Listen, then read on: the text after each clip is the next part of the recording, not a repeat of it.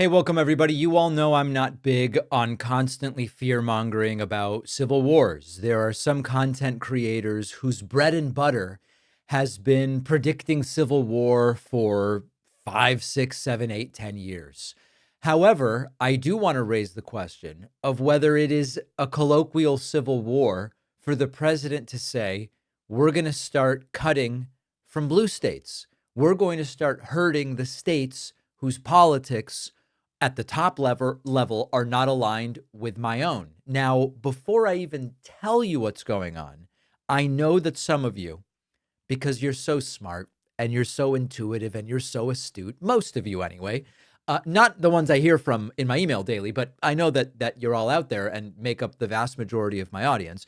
You would all say, wait a second, when you hurt a quote blue state because you're a Republican, in most blue states, didn't 35, 40, 45, even 48% of the population still vote for the Republican? Aren't you hurting your own voters? And the answer is, of course you are. But Donald Trump doesn't care about that. Here's what's going on. Trump is cutting off federal money, not across the board, not fairly, but to states that voted against him in the presidential election. It is not about saving money. It is not about fiscal conservatism. Anytime a MAGA Republican talks about fiscal conservatism as if they care about that, I can't help but laugh. This is just about authoritarian punishment. Donald Trump's budget director, Russ Vought, bragged that nearly $8 billion in green energy projects are gone. Every state that voted for Kamala Harris has been hit. And at the same time, Donald Trump has frozen $18 billion in funding for New York subway and the tunnel connecting New York and New Jersey. Money, which, by the way, I believe is very much needed. I don't know how many of you have been on the New York subway or in that tunnel lately. I have. And these projects were already approved by Congress, raising questions as to whether any of this is legal. But legality is just a quaint artifact of times gone by in the Trump era. Trump is blocking them because they are blue states. So here is a tweet, or it's I guess now because it's X, we call them excretions. Here's an excretion that Russ Vought put out. Quote, nearly $8 billion in Green New scam funding to fuel the left's climate agenda is being canceled. More info to come from the Department of Energy. The projects are in the following states. What do these have in common? California, Colorado, Connecticut, Delaware, Hawaii, Illinois, Maryland, Massachusetts, Minnesota, New Hampshire, New Jersey, New Mexico, New York, Oregon, Vermont, Washington. What do those states have in common? Now, at the same time, the administration is putting the $18 billion on hold, as I mentioned, for the New York infrastructure projects. These were not like little obscure grants. These are major projects, congressionally approved, by the House of Representatives, which at the end of the day holds the purse strings. People rely on this stuff. And Donald Trump gleefully adding in a Truth Social post, quote, Republicans must use this opportunity of Democrat-forced closure to clear out dead wood, waste, and fraud. Billions of dollars can be saved. Make America great again. Now, I do think I feel like that elderly person reminiscing about an irrelevant time in the past when I mentioned this stuff, but like the concept of, is this even legal? Oh, David, you're so quaint. That's so old school. Legality. What does legality matter? Oh, when they talk about fraud, fraud's a crime. With all of the supposed fraud that they found, why has nobody been charged? All of the fraud that Doge found, fraud is a crime, but has anybody been charged? No. Oh, so maybe it's not really fraud, is it?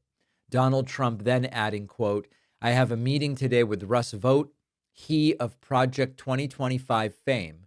Now Trump is playing up Project 2025 as a credential. He used to not know what it was, to determine which of the many Democrat agencies, most of which are a political scam, he recommends to be cut, and whether or not those cuts will be temporary or permanent. I can't believe the radical left Democrats gave me this unprecedented opportunity. They are not stupid people, so maybe this is their way of wanting to quietly and quickly make America great again. President Donald J. Trump.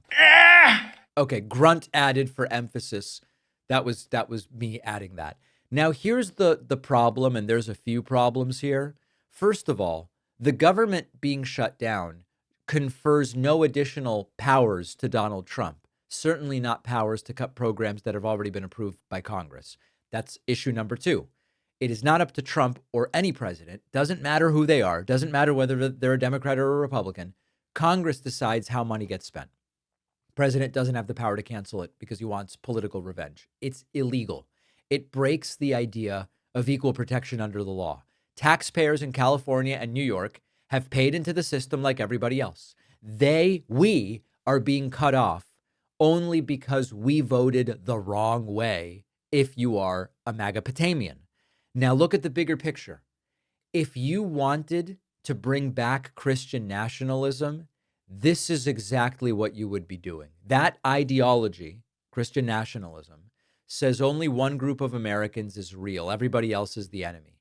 And so when you go and you strip money from blue states, Trump is saying exactly that. It is not merely political theater. These states make up a huge part of America's economy. In fact, we know that America depends on the blue states. Red state America could not survive as a country. Only thanks to the grace of God of the blue states can this country survive. And when you look at where do the patents come from, it's blue states. Where are the most prestigious institutions of higher learning? It's the blue states. Where do we disproportionately see the GDP generated? It's the blue states. I don't have to go on, okay? I think you all mostly understand that.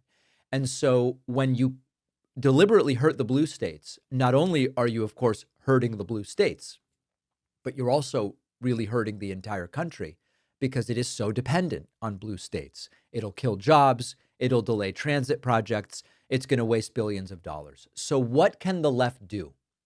First of all, and David, don't get into this pedantic technocratic stuff. This is what can the left do right now, given that we're completely out of power? Sue. State attorneys general and cities can file lawsuits immediately to block these cuts. Courts could issue emergency orders and stop the administration while these cases play out. That's number one. Number two, you can try to use Congress, even if you're not in power. Democrats and any Republicans who care about democracy need hearings and subpoenas. Congress still has subpoena power. And bring officials in and force them to explain why they are breaking the law. Show the public that this is political revenge, not budgeting. And then we have to hope that voters this November and next November will understand and recognize who's to blame here and will hold people accountable. And then thirdly, fight in the states. Come on. Governors and mayors should go to the public with the damage. Explain, because Trump cut this, here's who's getting laid off in your community. Here are the commuters stranded in your community, the small businesses that are left hanging, and keep the pressure on and show voters what the human cost is here. And then finally, and this is tough for Democrats, you got to win the messaging war. Do not let Donald Trump call this some form of triage. We're just triaging. No, call it what it is. This is retaliation. It is revenge. It's certainly un-American, and it appears to be illegal. And repeat the principle. You can't punish half the country because of how they voted. And in fact, it's more than half the country. And this is where if actions had proper consequences, when Trump let's just look up as an example, 2024 Massachusetts election results. When Trump cuts off Massachusetts because it's a blue state, 37% of Massachusetts voted for Trump. So even though the idea is Massachusetts blue, hurt Massachusetts, me big and strong, 37% of the people you're hurting voted for you.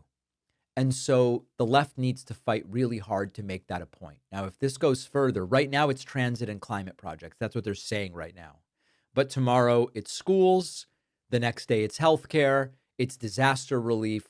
And equal protection under the law is going to be flushed down the toilet. Not America first. This is Trump first. And unless we stop it, winners and losers will be decided based on loyalty to Donald Trump.